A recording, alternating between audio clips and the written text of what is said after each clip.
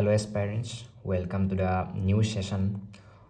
where we revise the entire polity for the upcoming APSC 2025. And today's class is about the fundamental rights. So let's begin the class.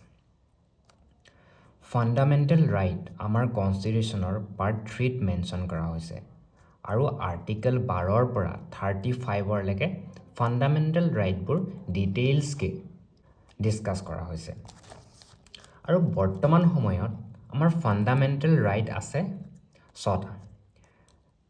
Right to equality, right to freedom, right against exploitation, right to freedom of religion, cultural and educational right, aru constitutional remedies. Hoine? Kintu previously fundamental right kera asile 7টা asile. Jitu right to property fundamental right asile to hetu fundamental right or pura uthai ni kot tholage legal right ot tholage aru kuntu article 300A etu ketia kora hoisile 44th constitutional amendment act 1978 or dwara ei kam to kora goisile aru agote right to property jetia fundamental right hoy asile tetia hi article 19F aru article 31 ot asile aru amar fundamental right bur absolute hoy ne nohoy amar fundamental right bur absolute nohoy yat kisuman reasonable restriction ase to yat kisuman reasonable restriction ase I absolute nature nohoy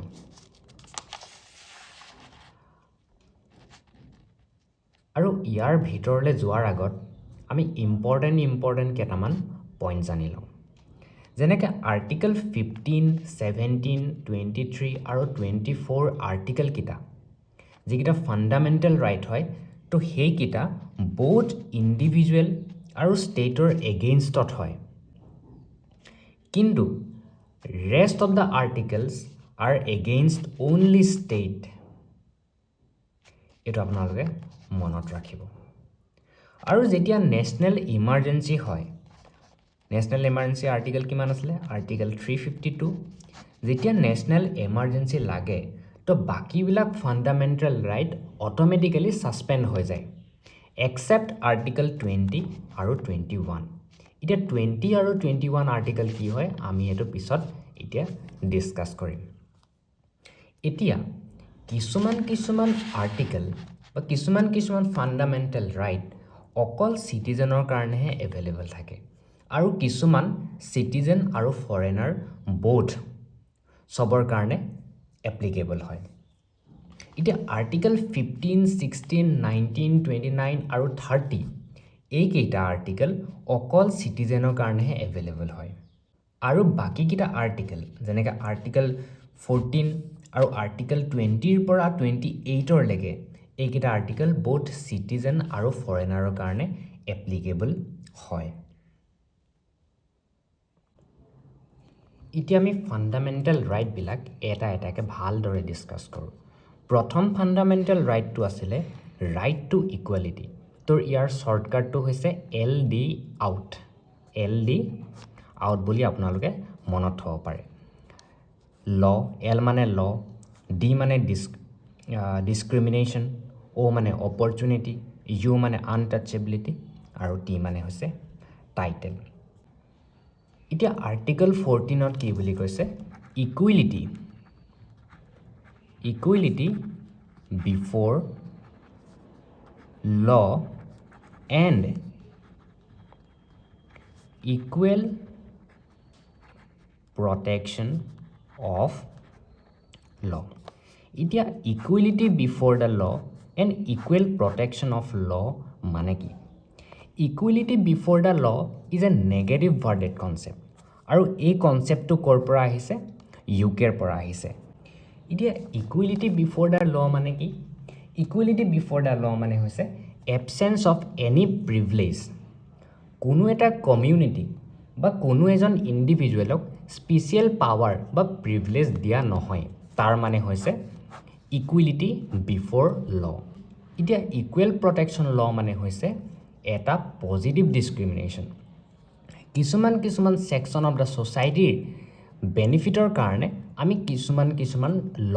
বা act আমি আনিব পাৰোঁ তো এইটো হৈছে equal protection of law আৰু এইটো ক'ৰ পৰা অনা গৈছে US-ৰ পৰা অনা গৈছে ডিছক্ৰিমিনেশ্যন এতিয়া আৰ্টিকেল 15ত কি বুলি কৈছে ডিছক্ৰিমিনেশ্যন আমি কোনো ডিছক্ৰিমিনেট কৰিব নোৱাৰোঁ only on the basis of race, sex, caste, religion and place of birth এইকেইটাত আমি কোনো ডিছক্ৰিমিনেট কৰিব নোৱাৰোঁ আৰু আৰ্টিকেল 16ত কি কৈছে অপৰচুনিটি আমি সকলো চিটিজেনকে সমান অপৰচুনিটি দিব লাগিব আৰু আৰ্টিকেল 17ত কি কৈছে আনটাচেবিলিটি আমি আনটাচেবিলিটি ইন এনি ফৰ্ম আমি পাৰফৰ্ম কৰিব নোৱাৰোঁ আৰু আৰ্টিকেল 18ত কি কৈছে এবলিশ্যন অফ টাইটেল যেনেকৈ আগতে ৰজা মহাৰাজাসকলে বহুত ডাঙৰ টাইটেল লৈছিলে যেনেকৈ মহাৰাজ মহাৰাজা ধীৰাজা তো সেই টাইটেলখিনি এবলিছ কোনে কৰিছে আৰ্টিকেল 18 এবলিছ কৰিছে আৰু right to freedom under article 19টো মনত ৰখাৰ টিকটো হৈছে চামৰো আপোনালোকে চামৰো বুলি মনত ৰাখিব পাৰে এছ মানে হৈছে স্পীচ এণ্ড এক্সপ্ৰেছন এ মানে এছেম্বলি এ মানে এছ'চিয়েশ্যন এম মানে মুভমেণ্ট আৰ মানে ৰেচিডেণ্ট আৰু অ' মানে হৈছে অকুপেশ্যন এতিয়া আৰ্টিকেল 20ত কি আছে আৰ্টিকেল 20ত কৈছে যে conviction of offence conviction for offence এতিয়া ন' পষ্ট ফেক্টো মানে কি no' post facto but only on the criminal law article 20 subsection 1ত কোৱা হৈছে এতিয়া ন' পষ্ট ফেক্টো ল মানে কি তো আজি 11 তাৰিখ আজি যদি মই মোবাইল ফোন ব্যৱহাৰ কৰি আছোঁ আৰু কাইলৈ যদি 12 তাৰিখ কাইলৈ যদি এটা ল আহি যায় বা যদি এখন এক্ট আহি যায় য'ত মোবাইল ফোন ইউজ কৰাটো এটা ক্ৰাইম হয় তো তেতিয়া মই যিটো কালি ইউজ কৰি আছিলোঁ মোবাইল ফোন মোক আকৌ আজি ধৰিবহি ই নোৱাৰে মোক আজি এৰেষ্ট কৰিব নোৱাৰে কাৰণ লটো পিছত বনিছে কামটো আগতে হৈছে এতিয়া আৰ্টিকেল 22ত কি মেনশ্যন আছে ডাবল জিঅ'পাৰ্টি যদি মানুহ এজনে এটা ক্ৰাইম কৰিলে তো সেই ক্ৰাইমৰ কাৰণে দুবাৰ সাজা হ'ব নোৱাৰে যেনেকৈ এজন মানুহে এটা ফোন এটা চুৰ কৰিলে আৰু যিজনৰ পৰা চুৰ কৰিলে তেওঁ হাইকোৰ্টত কেছ দি দিলে আৰু হাইকোৰ্টত তেওঁ কি হ'ল এটা পানিছমেণ্ট হৈ গ'ল কিন্তু মানুহজন তেতিয়াও যদি সন্তুষ্ট নহয় আকৌ যদি সুপ্ৰিম কোৰ্টত যায় সুপ্ৰিম কোৰ্টে আকৌ একেটা ক্ৰাইমৰ কাৰণে দুবাৰ সাজা দিব নোৱাৰে আৰু আৰ্টিকেল 23ত কি মেনশ্যন আছে যে ফ'ৰ্চফুল কনফেশ্যন ইজ ইনএডমিছিবল ফ'ৰ্চফুল কনফেশ্যন এডমিছিবল নহয় তো এতিয়া আমি যাওঁ আৰ্টিকেল 21ত কি মেনশ্যন আছে লাইফ এণ্ড পাৰ্চনেল লিবাৰ্টি অকল লাইফ এণ্ড পাৰ্চনেল লিবাৰ্টি হ'লে হ'ব জানো নহ'ব আমাক ডিগনিফাইড লাইফো এটা লাগিব অকল আমি জীয়াই থাকিলে নহ'ব আমি ডিগনিফাইড হিচাপে জীয়াই থাকিব লাগিব ডিগনিফাইড হৈ জীয়াই থাকিব লাগিব আৰু আৰ্টিকেল 21টোৱে হৈছে সকলোতকৈ ডাইভাৰ্ছ এটা ফাণ্ডামেণ্টেল ৰাইট এইটো সুপ্ৰিম কোৰ্টত এতিয়াও ইয়াৰ ডেফিনেশ্যন ব্ৰডাৰ হৈ গৈ আছে ইয়াৰ ডেফিনেশ্যন সদায় বাঢ়ি গৈ আছে এতিয়া আৰ্টিকেল 21 এত কি মেনশ্যন আছে 21ত মেনশ্যন আছে ৰাইট টু এডুকেশ্যন আৰু যিটো কেতিয়া অনা গৈছিলে 86 কনষ্টিটিউশ্যনেল এমেণ্ডমেণ্ট এক্ট 2002ৰ জৰিয়তে অনা গৈছিলে আৰু ইয়াত এজ লিমিটটো হৈছে 6 বছৰৰ পৰা 14 বছৰলৈকে 6 বছৰৰ পৰা 14 বছৰ সকলো শিশুৱে এডুকেশ্যন কৰিব লাগিব বুলি এইটো ক'ত লিখা আছে আৰ্টিকেল 21 এত লিখা আছে এতিয়া আৰ্টিকেল 22 ত কি মেনশ্যন আছে protection against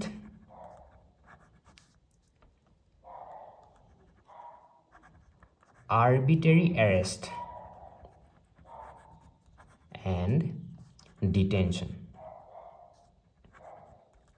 আপোনাক আৰ্বিট্ৰেৰী ভাৱে এৰেষ্ট কৰিব নোৱাৰে আপোনাক 24 আৱাৰ্ছৰ ভিতৰত মেজিষ্ট্ৰেটৰ ওচৰত আপোনাক ৰাখিব লাগিব মেজিষ্ট্ৰেটৰ ওচৰত আপোনাক ৰাখিব লাগিব আৰ্টিকেল 23 আৰু 24ত এক্সপ্লইটেশ্যনৰ কথা কোৱা হৈছে এগেইনষ্ট এক্সপ্লইটেশ্যনৰ কথা কোৱা হৈছে 23 আৰু 24 23ত কৈছে হিউমেন ট্ৰেফিকিং কৰিব নোৱাৰিব বেগাৰ কৰিব নোৱাৰিব ফ'ৰ্চফুল লেবাৰ কৰিব নোৱাৰিব আৰু 24ত কি কৈছে চাইল্ড লেবাৰ আমি চাইল্ড লেবাৰ কৰিব নোৱাৰোঁ এইটো এটা বহুত ডাঙৰ কি হৈ যাব ক্ৰাইম হৈ যাব এতিয়া আৰ্টিকেল 25 26 27 28ত কি মেনশ্যন আছে এইকেইটা হৈছে ৰিলিজিয়াছ ৰাইটছ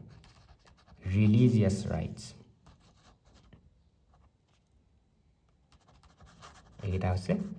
ৰিলিজিয়াছ ৰাইট য'ত কোৱা গৈছে যে সকলো ধৰ্ম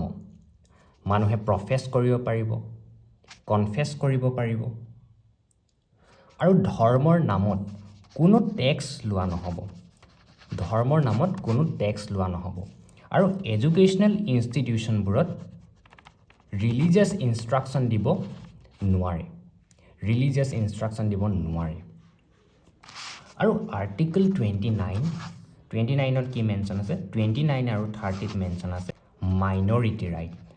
মাইনৰিটিখিনি কথা কোৱা আছে এতিয়া মাইনৰিটি দুই ধৰণৰ এটা হৈছে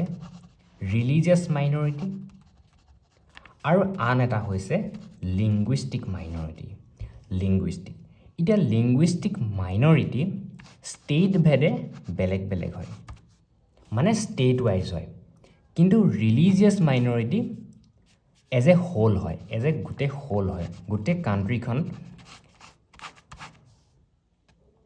এজ এ হোল কনচিডাৰ কৰা হয় এতিয়া আৰ্টিকেল 23ত কি মেনশ্যন আছে কনষ্টিটিউশ্যনেল ৰেমেডিজ আৰু কনষ্টিটিউশ্যনেল ৰেমেডিজ কিমান প্ৰকাৰ আছে 5 প্ৰকাৰৰ আছে প্ৰথমটো হৈছে হিবাছ কাৰ্পাছ মেণ্ডেমাছ চাৰ্টিউৰেৰী প্ৰহিবিশ্যন আৰু কোৱাৰিণ্টো আৰু এইকেইটা আমি জুডিচিয়াৰী পাৰ্টটোত ভালদৰে ডিছকাছ কৰিম